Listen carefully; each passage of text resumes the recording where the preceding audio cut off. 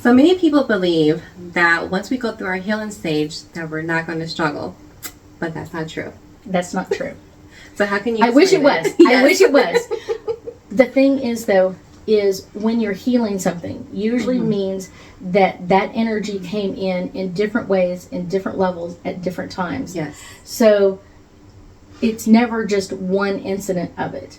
So there's like almost like tentacles of energy or strings of energy from the first time it happened to the last time it happened, who you were with, the incident, how you felt about it, and everything else. So people think of it as just like, oh, it's one thing, one little thing, and now I've healed it and I've let it go. No. There is so many other strings because this person said this to you, someone else said something to you, and it kind of like builds. And yes, you can get to a point where it doesn't affect you near as much, but it's still something that happened to you. Yes. There's still energy attached to it. And you may be going like, well, that happened like 3 or 4 times, like 50 years ago or something like that. And it's like, I get that's where you're going with it, but it didn't just happen that many times.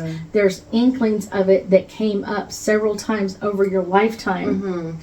And it wasn't just like one time this happened or 2 or 3 times that this happened. Usually it's over years. Yes. And so you think like, I healed this one event. Yeah, you healed that one event, but that one event triggered this or triggered that or came in from another trigger. So a lot of people kind of think like, oh, it's all over with. No.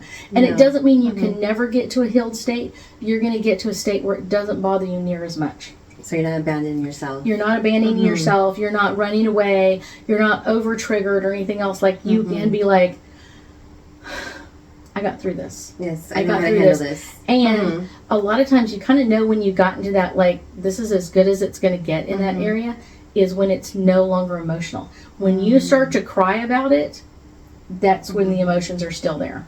Oh, that's sad to hear that way, though, because everybody thinks they're no longer going to struggle through it, but you still go through the same things, but you just can handle yourself more better. And I will say it's kind of like interesting because I've had several clients that had things happen to them bad when they were a kid, and they're like, I've been dealing with this for 50 or 60 years or whatever else, and I've done the healing and I've done the yell therapy and I've done this and I've done yoga and I've done blah blah blah, and I was like, yes, you've healed a lot of it, but it's probably a life lesson you came in to learn if it hasn't gotten better by now. And you can make it better in some areas, and working with the right people really help. But it doesn't mean it's going to be 100% gone. Like, it'll never affect you again. You'll hear a story and all this kind of stuff. Like, you're like, I'm not affected by any of this. It's still going to affect you. There's still that energy in your system. Because the memory's still there. The memory's still there of what happened or what you wanted to happen or what didn't happen or what wasn't said. Like, there's always aspects. And your body remembers the reaction to that memory. Right. Oh, wow. But it gets less and less and less every time you work through it. Oh.